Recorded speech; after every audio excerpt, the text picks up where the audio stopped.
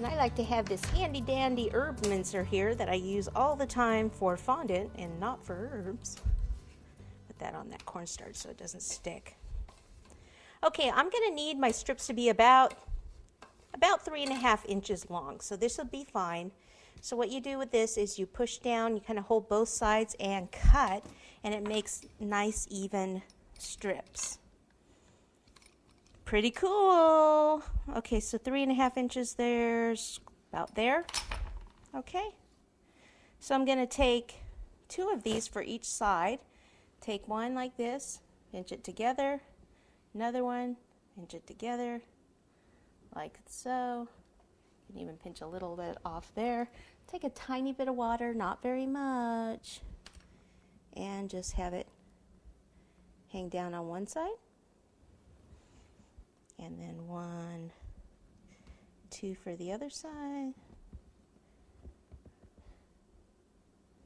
Pinch these together.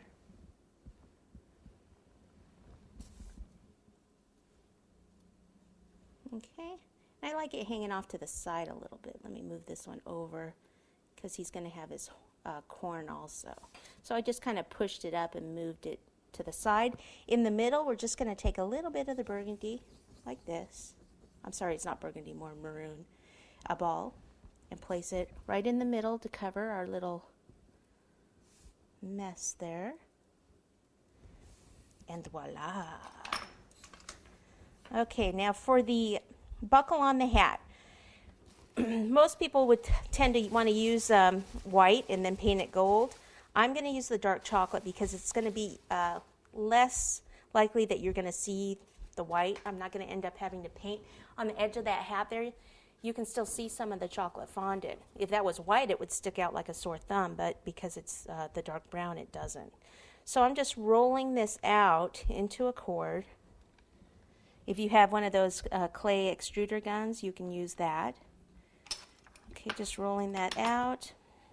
We're going to use a little water. And remember, I want to cover that seam, and then below it, above it, and down the other side. So I'll start here, like that. Come up here, push down, here, and then come across. Scissors. Cut. Okay, let me see if it's straight. Straight-ish. Okay, looking good. All right, so we're going to move on. We're going to do a few dust and paint them now. So let me get some of the colors out. We'll be right back. So what I'm going to do here, this is mahogany luster dust, so it has a bit of a sheen to it. And I dipped the brush in there. Whoops, I've got some in this little container. I'm going to wipe off most of it and then just go over this tan part a little bit.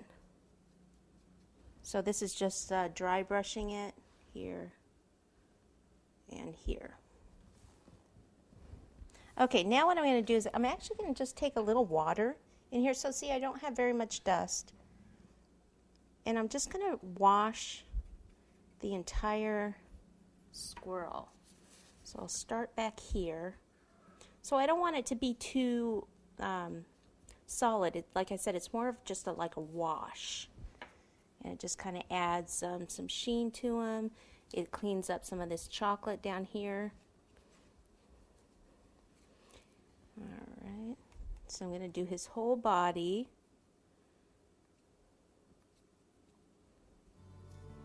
And I just kind of go in the same direction that the fur is. So here it's straight, here it's a little curved.